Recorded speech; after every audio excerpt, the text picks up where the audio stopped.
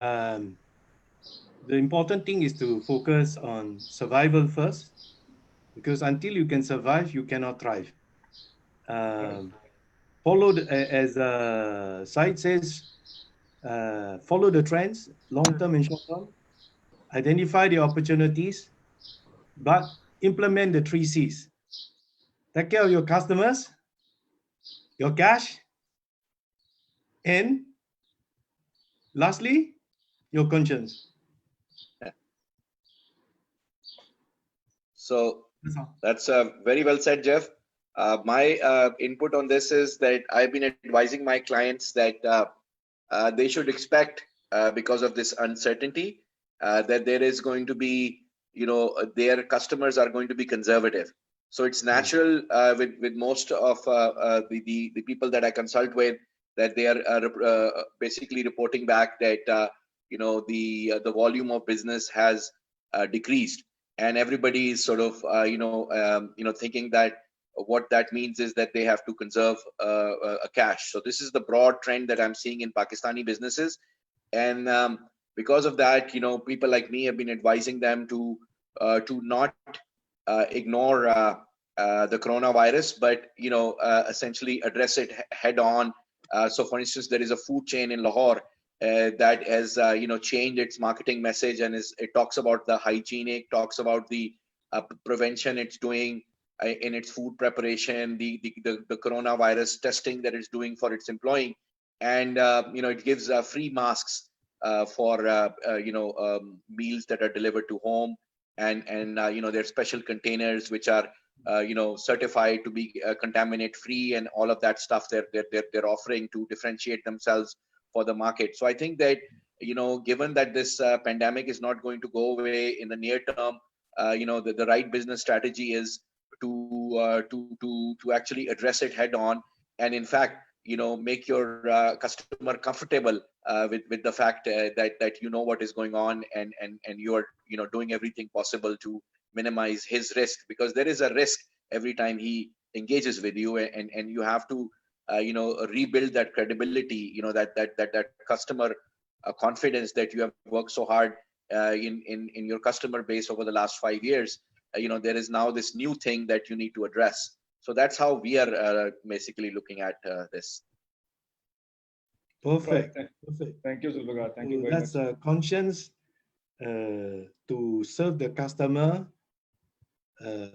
conscience to conserve cash, but still take care of your people. Right. So, right. So, moving on, Jeff, you just mentioned about trends in economy. So, one of the trends that we've seen over the past decade is that the the sharing economy was supposed to transform how we live, how we travel, and how we function. The sharing economy was actually designed by companies attempting to change how we live and inciting us to share our assets. Now, the last thing people want is to share. You don't want to share your transportation anymore with anyone. So companies such as Uber and Airbnb, who were the winners of sharing economy, they're suffering. But companies like Zoom and Netflix are the winners of isolation economy. So are we seeing the trend where companies are moving towards isolation economy from sharing economy? Is this temporary while companies focus on surviving and later move back towards sharing economy, or do you see this trend continue even afterwards? Yes, a lot of people term this as the new normal. So what does the new normal mean? I call it the new dawn. It's with every development in civilization in history comes a new dawn.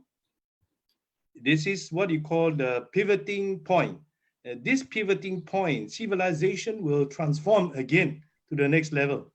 And I think we are at a pivoting point that is unlike any in the recent history that we have seen, or at least in the last century, since the Spanish flu, you know. So this has impacted the world in many more times, even far more severely than the financial crisis. Because the financial crisis, whilst it's only a financial crisis, and things go back to normal as most stock markets do, and this time. It's both a demand and supply lockdown. And these demand supply lockdown, when people are quarantined at home, have created new habits or force new ways to do learning, new ways to conduct businesses. Now, as a lot of people can already suspect, um, many companies, rather than some, of already can decide that white collar workers, half of their white collar staff do not need to be in the office half the time.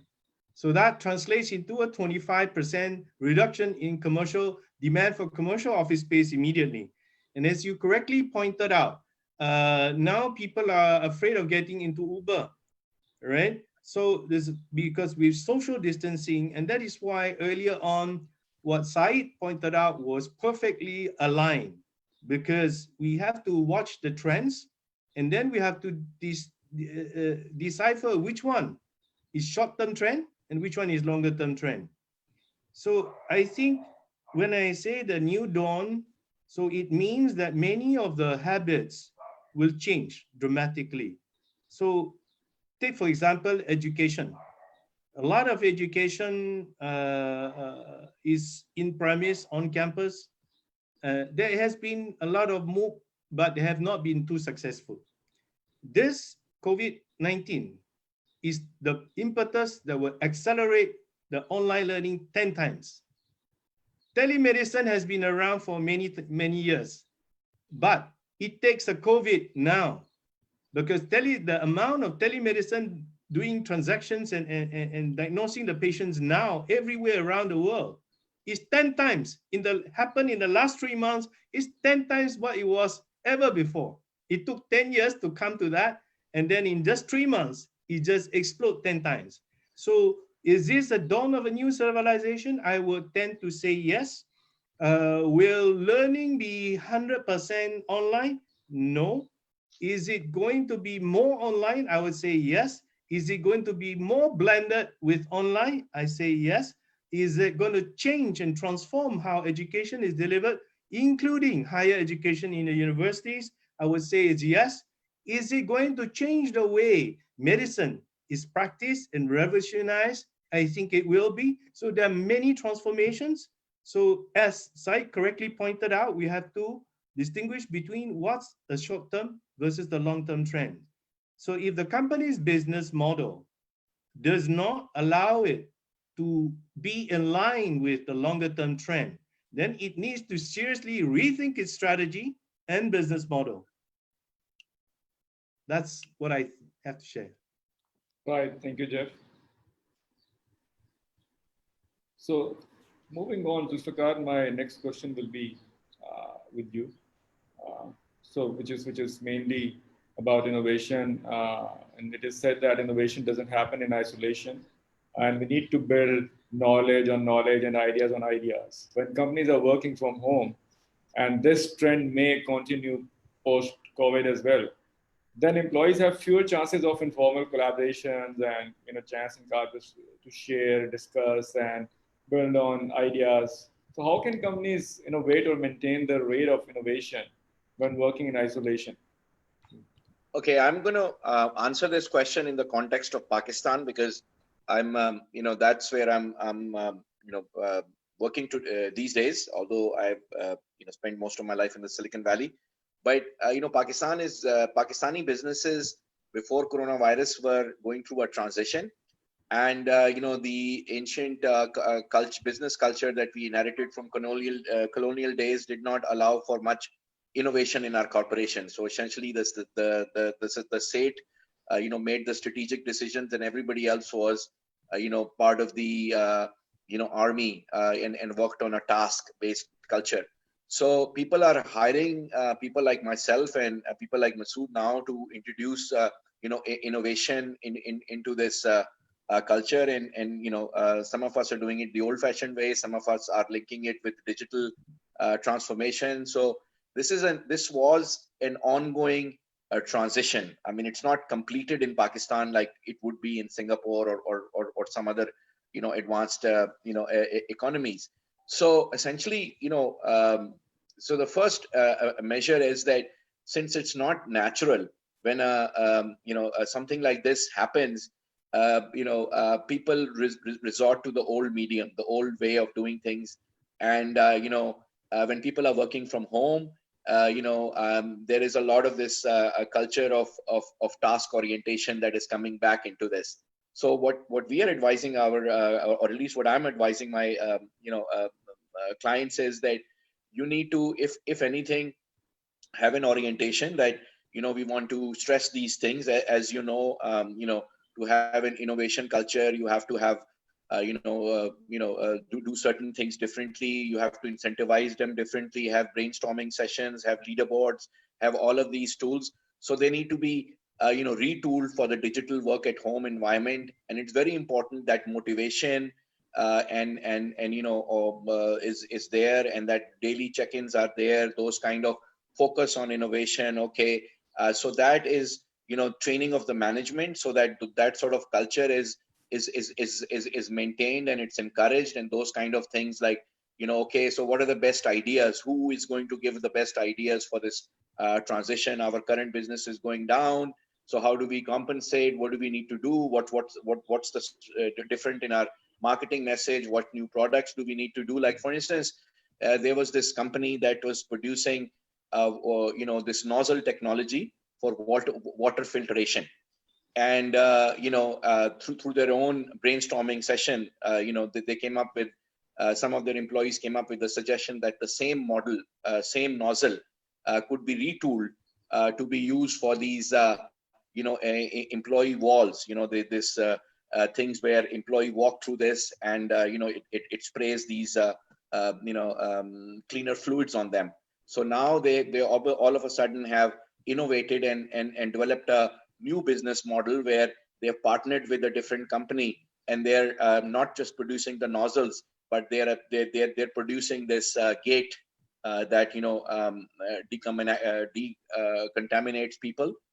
So we are people like us are working with them. So we're doing daily check-in calls that how are you doing, how is this impacting you. And it's very important to maintain that continuity, because in a country like Pakistan, we haven't made that complete transition yet to an innovative economy.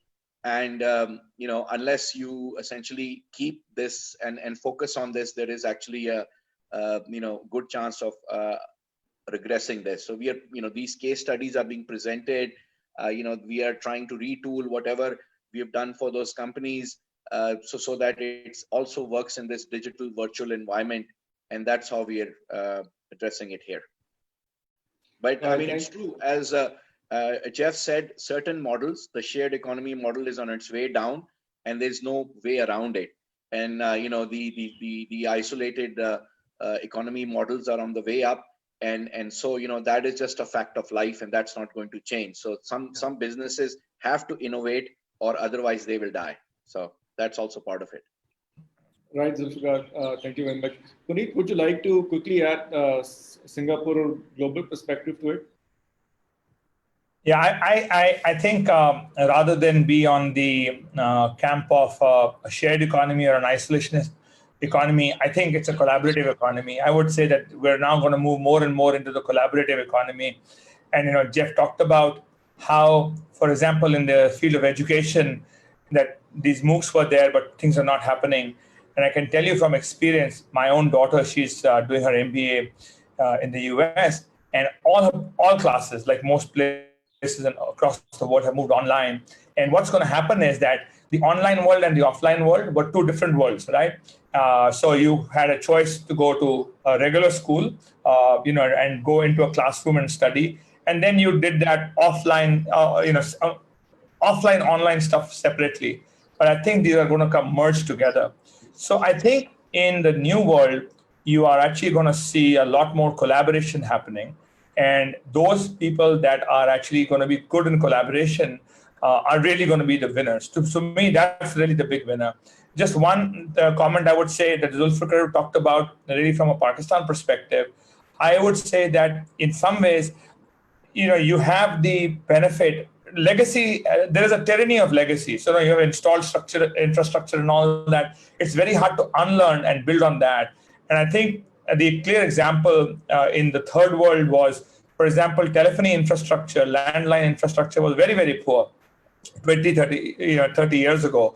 But when the mobile revolution happened, the adoption of mobile happened very rapidly because they didn't have to contend with the install base of a landline structure. So I think where Pakistan, and this is for our viewers in Pakistan, I would say, think about this as actually as an opportunity, not as a threat, that the fact that you didn't have something before, you can leapfrog and you don't have to unlearn, because that's one of our biggest challenges that societies go through, and businesses are no different.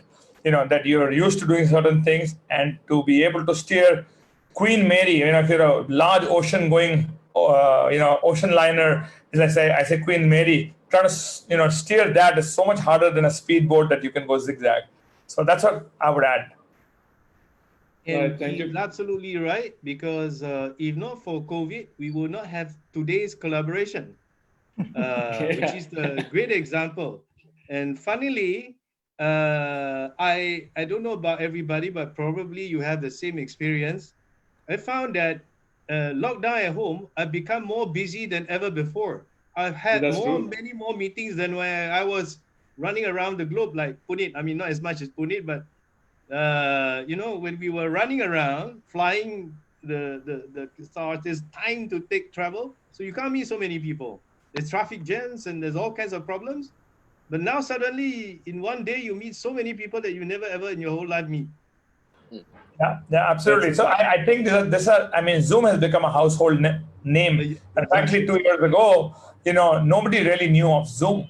And so this is a new things that are emerging. So I would say to our listeners out there, I would say the challenge that is there for all of you is that there is a new opportunity. Yes. And as entrepreneurs, what are you thinking to do to capitalize in that new economy?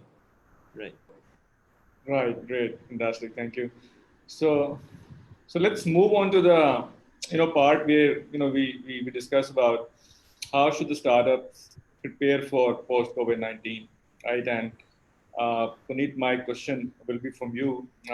Jeff mentioned about the pivoting as well. So we've been hearing a lot about how companies need to pause or pivot or enter into survival mode at this point to be ready for post-COVID market, when much of the competition will be gone, and don't take any unnecessary risk at this point. At the same time, we've also been hearing that companies need to adapt right now in order to survive. So is there any right mix of technology adoption and patience that, is there any right formula that startups can, find in this situation? Finding that equilibrium is always very, very hard, Zishan. I think Masood talked about it to say that first and foremost, and I think Jeff also mentioned, survival is the first important thing. You have to live to fight another day. So if you don't survive today, you're not going to be alive tomorrow to be able to fight that battle. And hence, cash flow, which today is perhaps the single largest piece, you have to manage and watch that very, very carefully. So again, I'm deliberately looking at it from a lens of our viewers are not necessarily these multi-billion-dollar companies, but for our young entrepreneurs, what should they be doing who are in the startup kind of a world? What should they be doing? I think cash conservation today perhaps is the single largest piece that they should actually focus on. The second thing is that I think companies, indeed, the progressive companies now have to look at to say, okay, the three phases of the thing is the first thing when it happened was clearly, okay, work from home, BCP, and all of that had to happen. I think that's all done and behind us. Second thing, what we are doing right now is now we're talking about cost management, cost rationalization. So companies are laying off or restructuring their costs, etc. And I think that's going to be done if it is not done already, it will get done very soon. So then the question that you have to think about is, besides customer satisfaction and serving the customer, really, how do you reorient yourself to the new, I've heard the term new normal or the post-COVID world as this session of the heading of the webinar is, what are those things that you have to look at?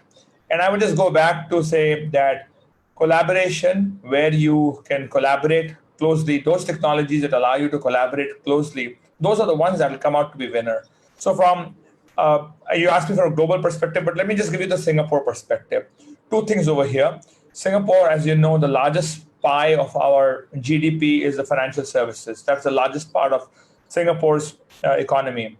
And in the financial services space, particularly, let me put it in a fintech space, today what the government has done is they've got clear, various initiatives launched to promote these fintech companies that are actually revolutionizing and changing the way in which all elements of financial services is being done. So if you're a bank, how do you go into a branchless or a complete digital bank? And there is the largest bank from Singapore, DBS, already has a digibank. They already are actually branchless banking that's happening over there.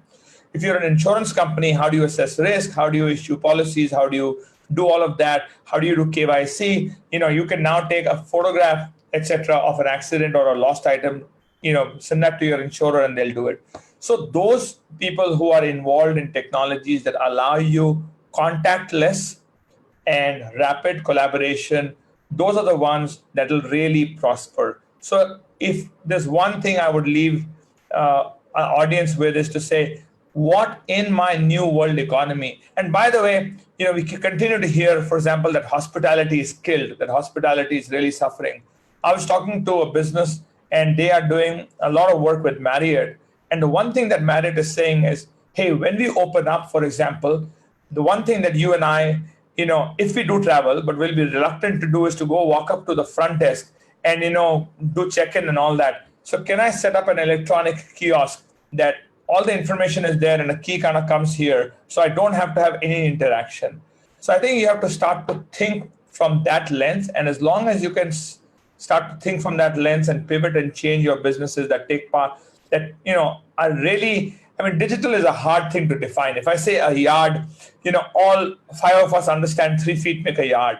But this digital word or transformation words are harder, they're subjective.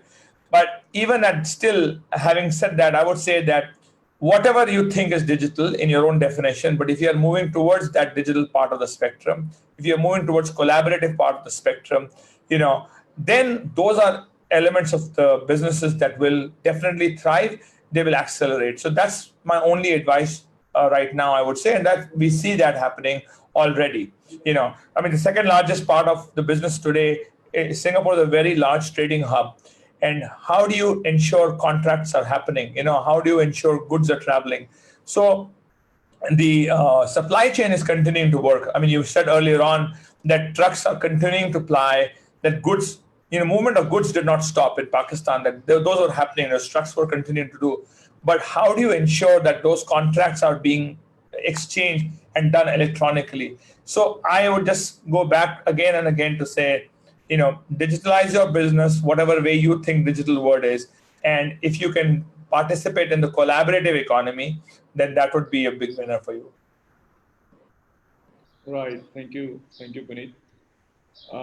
So speaking of cash flows and what to do after opening up, so Fakar, my next question will be from you. We talk about managing cash flow at this point, but how to plan ahead given the cash flow crisis and uncertainty? If the business, let's say, slow or entirely shut, then what to do and what not to do when it opens?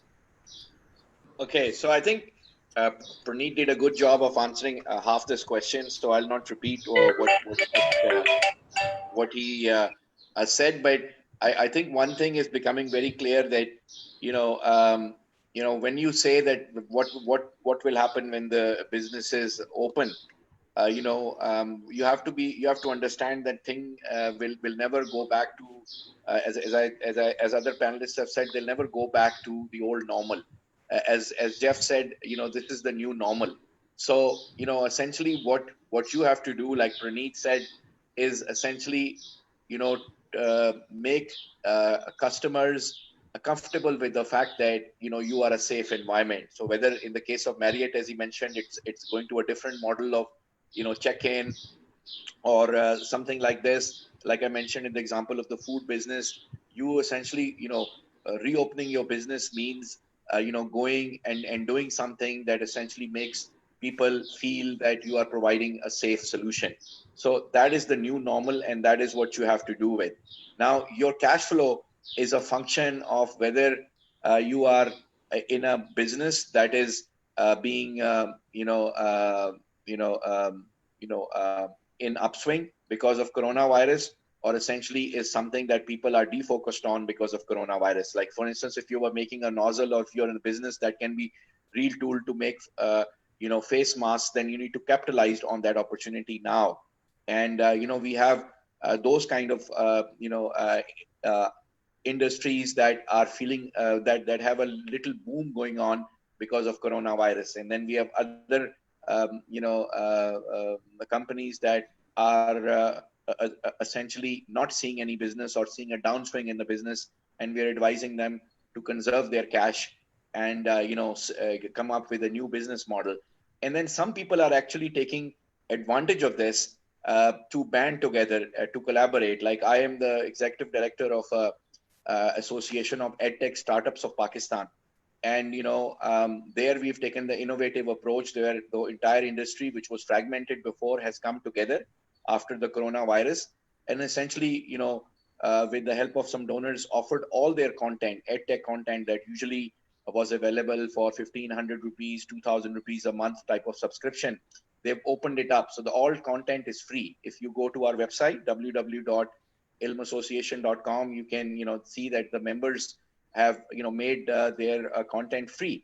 But it's also opened up opportunities for them, because all of a sudden they have 3 times, 5 times the people who are aware of this. The fact that they are making this content free was widely picked up by the press, and it's given them more people that after they view the content are coming and signing up for their higher end premium services, which is the assessment platforms and the mentoring platforms that are available, the tutoring platforms. So I think it's not a one stop answer. It's business specific. So you just need to assess how it is impacting your business and manage your cash flow accordingly. For some people, it's the right time to actually look for funding, and some funding is available. VCs and private equity firms are essentially still in business, and they're still having meetings, and they're still looking for those value propositions to fund. So it's not that the market is completely dried up. So I would say that don't have a single formula. First assess the impact and the potential of this in your business vertical, and then work on your cash flow accordingly. Of course, we all know that the fundamental of business is that revenue minus cost has to become translate it to profit today or sometime in the near term. So there is no business that doesn't follow that rule, right? So those are the realities. Right. Thank you. Masood, do you want to add anything very quickly?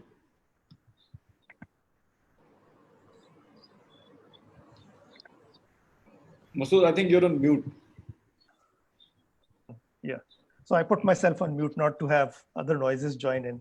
So what I'm saying is I agree with Zulfikar that you have to look at the business individually. And secondly, I think the most important thing is that a business leader is always looking out at the glass as half full and not half empty. So entrepreneurs are looking at opportunities and not at threats, because they do look at threats, but they create strategies that can minimize them. So unless you're in an industry that you totally believe will sink, but I think Puneet highlighted that even a hotel, a 5-star luxury hotel, is thinking of opportunities after the virus. How are you going to deal with it? So being resilient is the key. Conserving cash is the second key, unless you feel that you have an opportunity that you must cash in on. And if you're in that fortunate situation, I think this is a very good time, because banks are giving loans at very, very discounted rates right now, just to help the economy. Other than that, I think the risk assessment has to be carried out by every leader in understanding what exactly are the threats. So we saw some knee-jerk reactions immediately after the coronavirus pandemic started, that quite a few companies laid off employees right then. So they felt threatened, and they thought this is the way to go about it. Whereas some other companies have been restructuring themselves in a much more nuanced manner and probably they will have a better chance because they will have more employee loyalty. But I'll not give a definitive answer on that. So it's dependent from situation to situation to vary. Right. Thank you. So Jeff, I'm gonna combine two questions for you here. So, what will be the role of AI, artificial intelligence, or similar exponential technologies in all this? And also, how are investors evaluating it? What all of a sudden, which startups become investable startups? How are the trends in this investment climate? Yeah. So I think AI has only become fashionable recently, but to me, AI has existed, albeit in a very crude and raw form. And AI is now assisted with more advanced algorithms and higher computing power and higher uh, internet bandwidth. And that's why AI can do what it does. And I think, will transform every industry. But like all technologies, as I advise companies and startups, they should focus on the application more than just the technology itself. And they should focus on the adoption of technology more than even the application itself.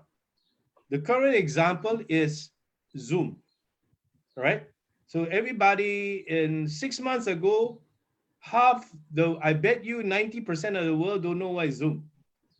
Now, in the last 6 months, Zoom has become a household buzzword, at least for the people in the cities. So what has transformed? Because the web conferencing has been around for a long time, but the bandwidth of the internet has changed. And the technology has got better, so the image becomes better. And I don't want to mention the competition of Zoom, as we agreed. Zoom has been relatively more stable in the image and the voice to hold conferencing than the others, but that's just the technology. So more important than just the application of the technology is the conditions that allow the technology to be widely adopted. So I would say AI, with the right application and the right situational push like COVID, can actually help businesses to drive efficiencies. So if you are a tech company focusing on AI, I would say focus on the industries of the new normal, the new dawn, that are going to be thriving, because as they are thriving, they will need more technology application and support. And there is where the adoption is going to be far more rapid.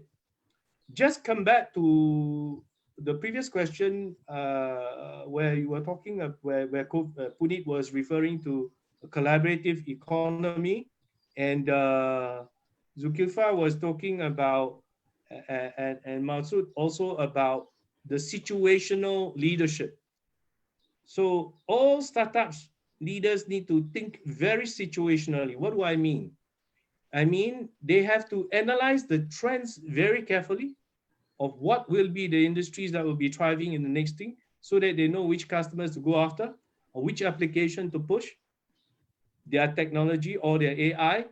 But at the same time, they have to look at their own strengths, their own weakness, their own competencies, and how they are able to ride on the AI bandwagon for which industry, for which sector that will be thriving in the new normal. So AI is going to be more prevalent, but the companies that are doing the AI will succeed more if they focus on the AI that will improve the work efficiency for the industries that are going to be thriving in the new dawn.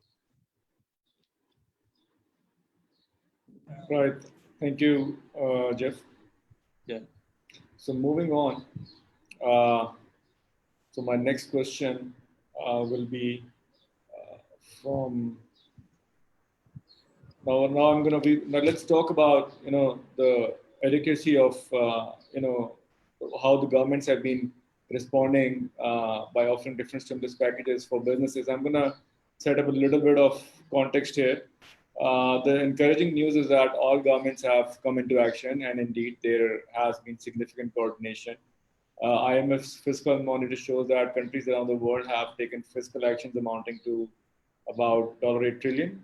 In addition, there have been massive monetary measures. So, is current fiscal and monetary changes and governments aid enough to support small businesses, given the revenues will be curtailed and spending will be very low post COVID-19? And what kind of fiscal and monetary changes could we see in future? I don't know if there are any examples that such changes are already being implemented globally. If you could give those, so I would like to have a response from Masood and Jeff on that. Very quick, 2 minutes max. Sorry, since we're running out of time.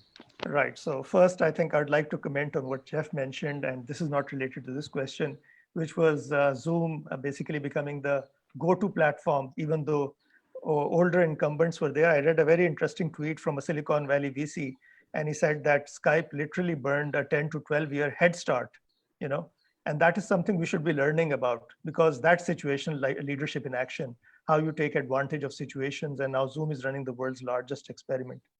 Now, coming back to your question, I think we see a lot of great global examples from all across the globe, from countries like Australia, US, Germany, South Korea, and I'm sure even Singapore, where a lot of packages have been offered, because all governments understand that the small business needs to survive if they want to grow their economy. It's not just the large corporations. So they're giving a lot of packages, incentives, et cetera. The major challenge right now is confidence. The entrepreneurs lack confidence about the post-COVID economy. The consumers lack confidence. So one is hesitant about launching new plans, and the other is hesitant about spending the money, even on necessities. So in Pakistan, we have seen some major significant actions. So first, I'll talk about some actions that were taking place before the COVID. So we had financial inclusion measures being introduced by the government. We had one of the largest poverty net safety net for the poor in Pakistan, which has now been renamed as Ehsaas, and that allowed the government to quickly scale up and provide assistance to the most poor. And then we have also seen digitalization. So we have a citizens portal where any Pakistani citizen can complain about any government functionary. So that has quickened up quite a few things. Now, in the COVID economy, what we have seen is that the state bank has rapidly done 2 policy interest rate cuts. And from 13%, we are now down to 9%, even though the trade bodies are still asking for something like 2% more cuts, so coming down to 7%. Refinancing of loans has been offered at very, very easy terms. And another very interesting initiative by the government for the corporate sector, even small businesses, has been the financing of salaries at a very low percentage interest. I think it's 4% or something. So you can actually apply to a bank and get your salaries paid by the bank for the next 4 months, and it's repayable over a large period of time. And another very significant ordinance has just been passed, I think 2 days ago, by the President of Pakistan, in which we have redefined what a startup company means in the company's ordinance. So these are all very significant measures, but I think a lot more has to be done at the government level by including the relevant stakeholders in the conversation. And that we have not seen happen as much. So the government is taking steps, but probably a more collaborative approach needs to be taken into account, as a lot of longer term impacts have already been starting to happen. The disruption of supplies from China, I think it has impacted the entire world. So our manufacturing is going to be hit by that as well. So how are we going to refinance? How are we going to encourage local manufacturing? How are we going to help the smaller businesses survive and stay resilient? I think those were the terms that were used earlier. So this is what we need to do. Over to you, Jeff. Yeah, thank you.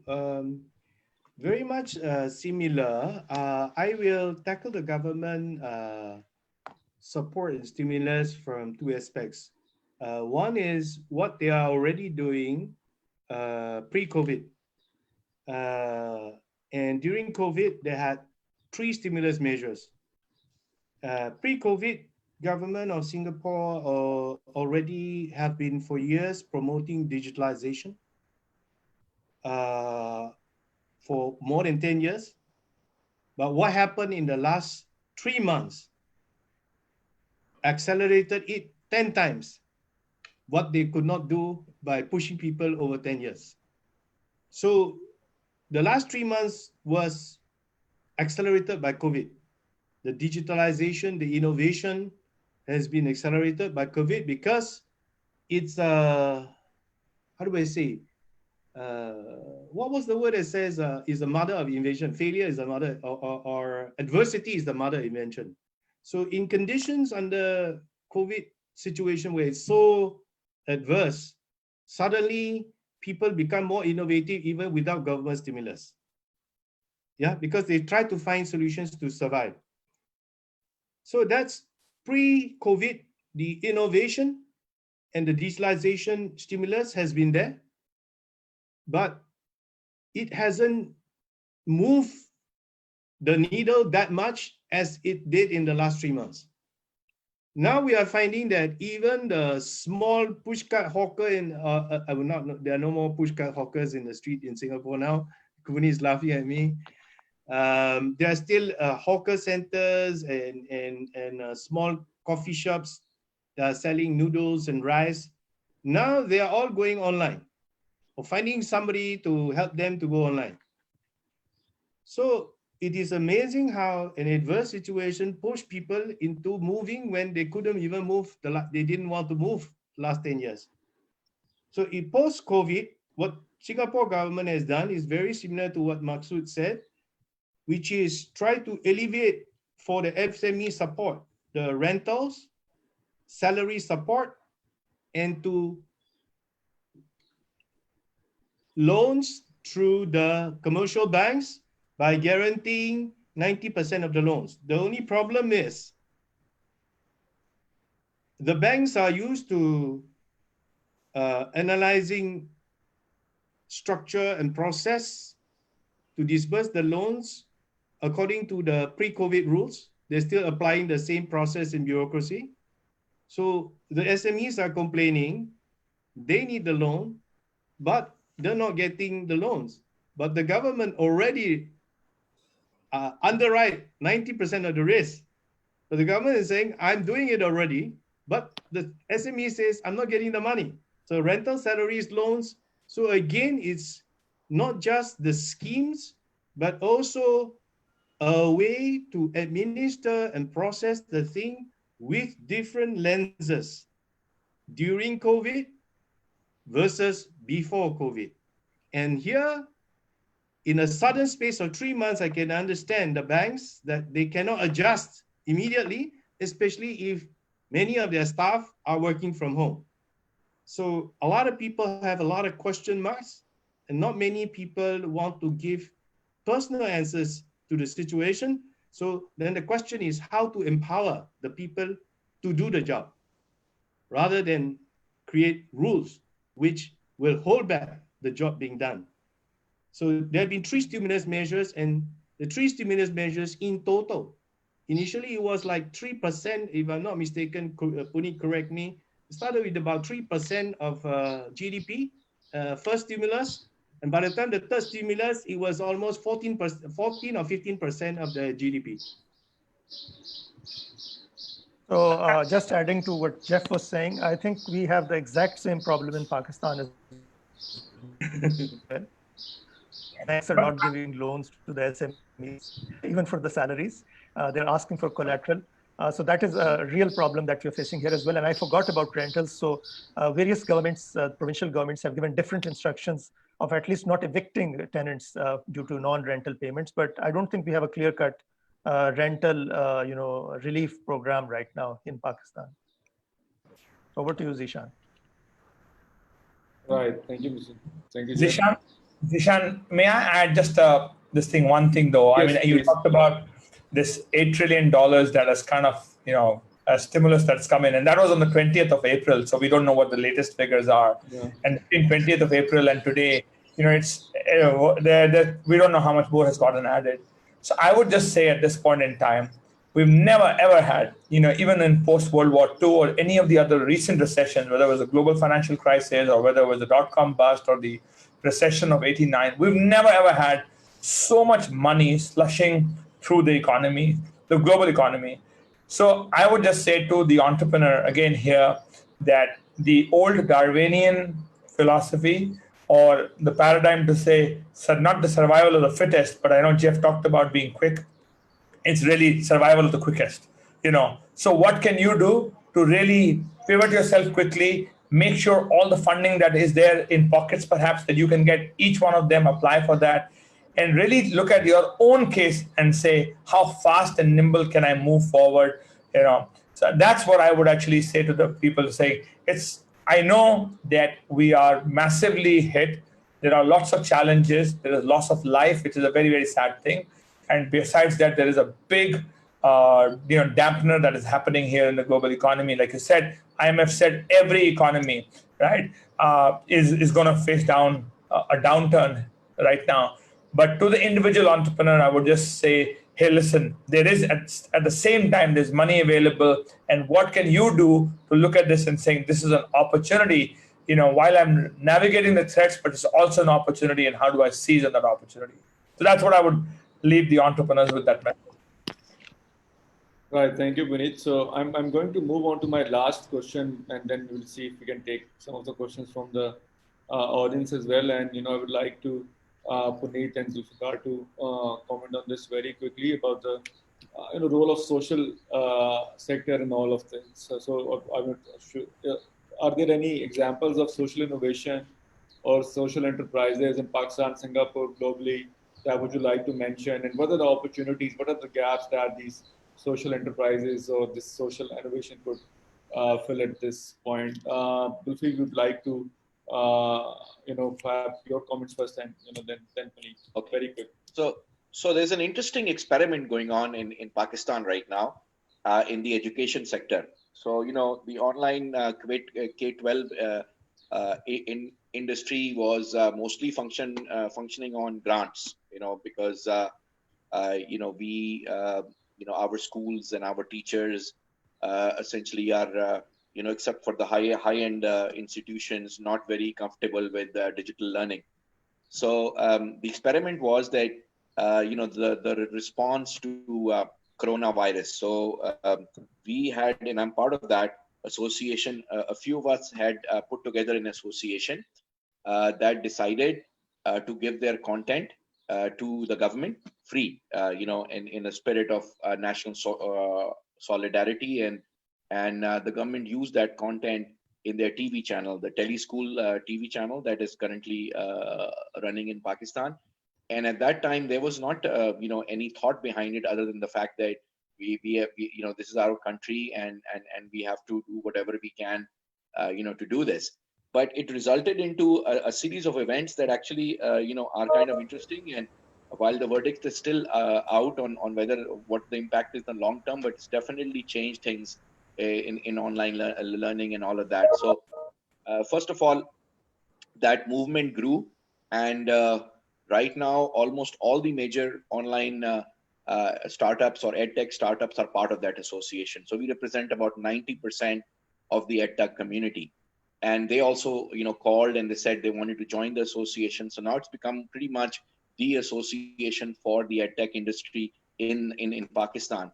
And because of that, all the donors, everybody has some funding or whatever, they are now approaching this association and asking this association to how should we work and how should we disperse this and stuff. So this is pretty much the community has kind of organized itself, and because of that, it's now central to many donor projects. It's central to what the government is doing long term in the education thing, which is pretty much all social enterprises want to do. So it so far, and they've also come up with an interesting model, which I don't know what the long term verdict on that is going to be, but the content is free, but there are premium services that essentially people can still sign up for, and that's how they I suppose will try to recover their costs.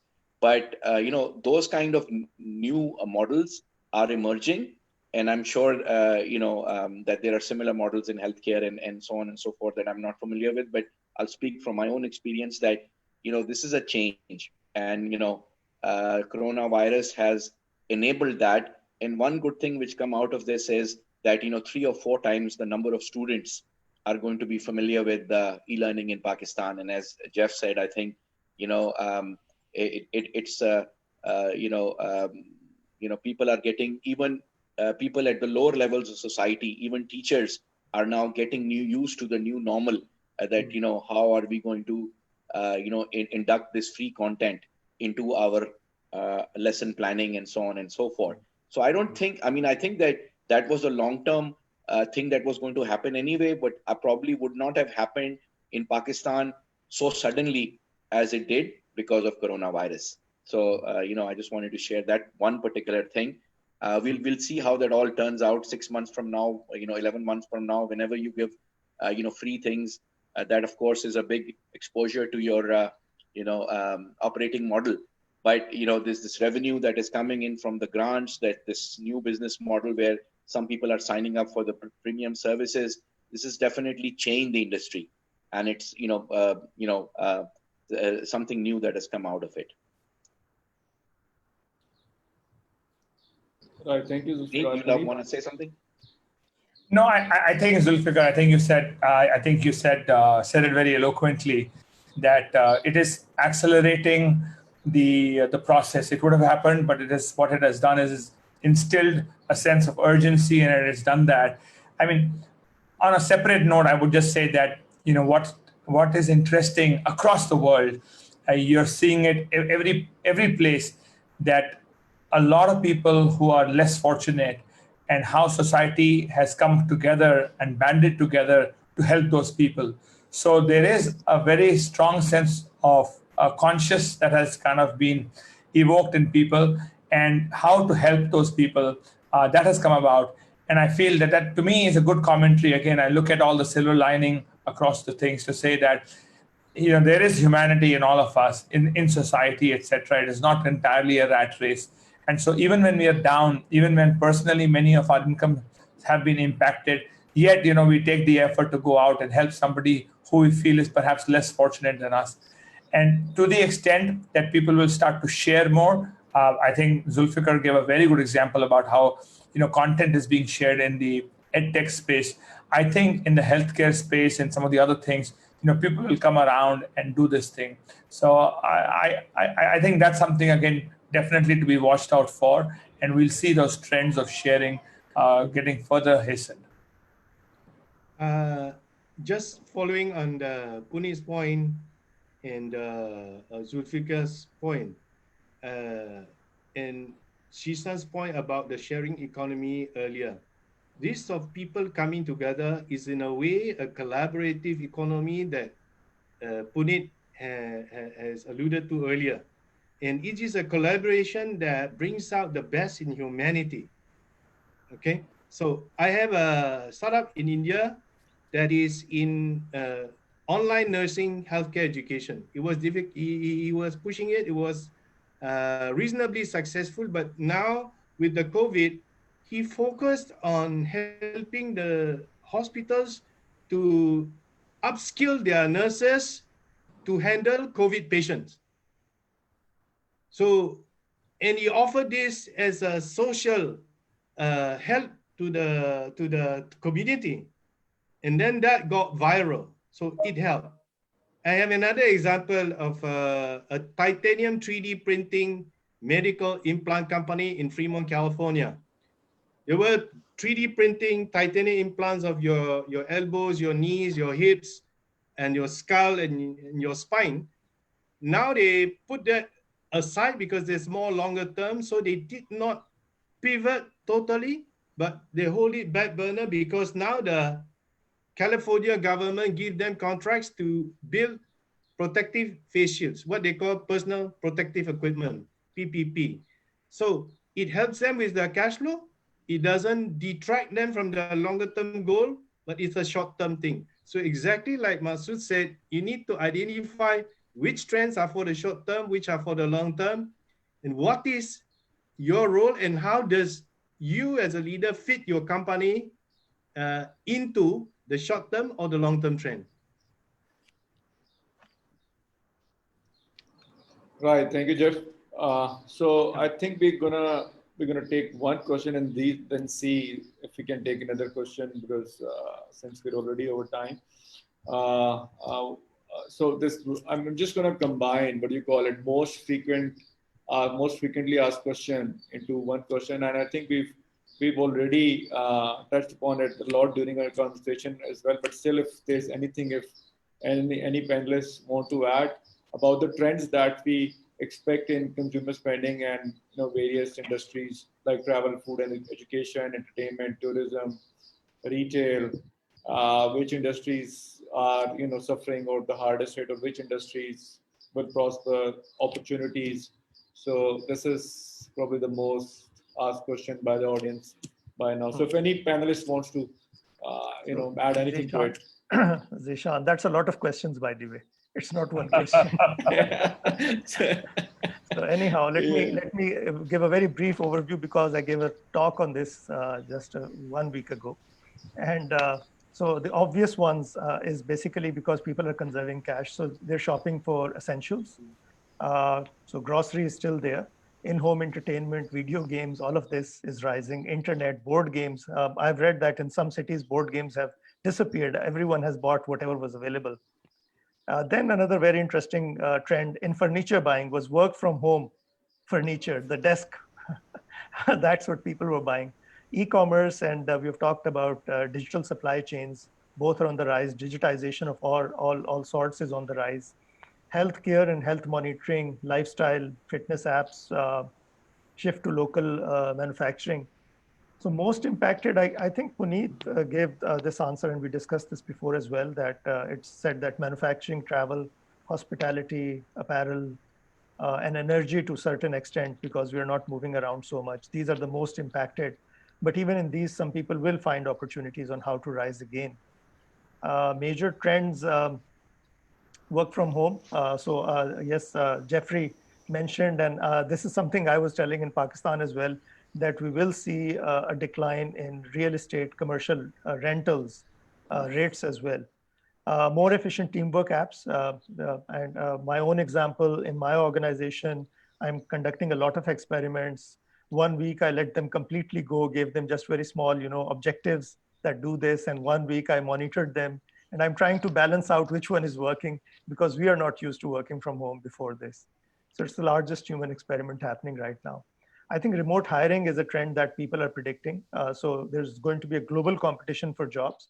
You can sit in Pakistan, hire someone in Philippines or San Jose, and hire someone from Mumbai. And that means that both the skill level and the pay scales are going to be impacted. We have talked about online learning, and that is definitely there. Then telemedicine is there, digitization, online payments, and now come to the other side, which I think is very, very important. So family time. A friend of mine was saying that, when I go back to work, I don't know how my kids are going to feel about it, because they have become so used to me playing games with them. And probably that's in line with what the World Economic Forum has been predicting, that we are moving towards the gig economy, and very soon we'll be working fewer hours at a better rate. Then the second shift that I am foreseeing, and this is going to be a major shift, is spiritualism and minimalism. So we are going to go back to human values. We're going to value, because right now, I don't need to buy luxury clothing. I'm not meeting people. So I have I'm conserving cash, even not, even if it's not a conscious thought, I'm still conserving it. And minimalism, why are our lives so cluttered? And then finally, virtual tours and virtual experiences. I think museums have opened up, tours have opened up, that's happening. So these are the major trends as per my research that I conducted for my lecture. But other than that, I would like other people to add as well. I'd like to say that one area that I'm seeing a lot of potential in, which I'm directly involved in, is e-learning, as you mentioned. I think now is a good time for instance, school children in Pakistan. The government, or at least the Sindh government, has decided that they're going to promote children to the next level without exams. So I'm sure there are some very concerned parents that will their children be, able to handle this promotion. So it creates a tremendous opportunity for tuition, for preparing these students through a virtual means. So there are sectors like that which are going to grow. And then, same thing. I think there is a lot of demand of consultants who can, guide, companies how, through this transition to the different business models and then so on and so forth. So I think, there is a lot of opportunity for individual contribution, which, has been accelerated because of this. If you have skills or if you have abilities or able to do this. So it's a sort of like the shared economy model, except the sharing is now virtual. So you can, take that to every sector. So collaborative, as Puneet said. Yes, 100%. Right. So no isolation. So no isolation economy or no shared economy, but collaborative economy. Right. So this is what we can all and agree just on. on the point of a collaborative economy. So your question, Shihan, earlier was, how can you have innovation in isolation? Actually, if you look at tech companies, they have been doing remote working, except that they work from hotel rooms rather than from their home. So tech companies have been very used to this. In fact, Google just announced that all their white collar staff can work from home until December. So it shows that actually work from home can work. And this COVID has now changed people's mindset about what's possible and what's not possible. Before this, nobody thinks telemedicine is peripheral. Everybody thinks work from home is peripheral. Home-based learning is peripheral. But now, I think it will not be totally, but I think it will be blended, like what Zulkifli alluded to earlier. So it will be different price points and different blended for different levels of services. So innovation can still happen remotely. In fact, with more Zoom meetings, this is probably going to be more innovation, but maybe not to the same level of productivity as in person, and depend on sectors and industries. It may be difficult to do just purely virtual, but there will be all the kinds of stuff that can be done now virtually much more than ever before. Yeah, I mean, we're seeing this already, Jeff. That our phone calls. I mean, my last phone call of the day usually ends at about 11 or so every day, and sometimes even later than that. So I think this whole thing about going to office, in a way, we'll find out that actually we have lost more in terms of entertainment and freedom by this work from home. And you talk about Google. Twitter, in fact, announced that without a time limit, that people can work from home, period. That's it. They haven't said till December and all that. They've just said people now hereafter can work from home, and that's it. And so that's a corporate policy that they just announced. Yeah, so I think this is going to throw up many. It is a change, and like with every change, while some of the established paradigm will get will get threatened, but I think it'll open up many other opportunities. I'm generally an optimistic person, Zishan, and I say that again to the entrepreneurs that don't look at the glass half empty. Look at the glass half full. And there will be many opportunities that will come by. Focus on the opportunities to come rather than lament about what we have lost. Right. Yeah, Twitter has also announced the same thing. Is the perfect optimist. I think that's the right way to go about it, because there's a lot of uncertainty, and all we can do is stay optimistic and hope for the best and be prepared. Take on the opportunities that will evolve through during this situation. So let's conclude this session, because I believe we now all have to go to other next Zoom meetings as well. So, so I hope it was useful for the audience, and I would like to thank all the panelists for offering great insights. I believe it's a very evolving situation, as I mentioned, and in the coming days, we will see many shifts in strategies and policies, and some of those we were able to discuss today. And and will continue to do so in future. So thank you all for attending.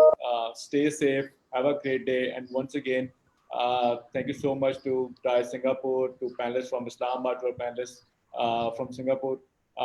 We had a great discussion. Everyone have a great day. Thank you so much. Thank you. Pleasure meeting you, Puneet and Jeff. Thank you. Likewise, lovely to see you, and thank you, Zishan, for a great job in moderating this session. Thank you very much. Lovely to see you, Masood, Zulfikar, Jeff. Okay, Bye. thank you. Take care. Bye-bye. Cheers. Bye.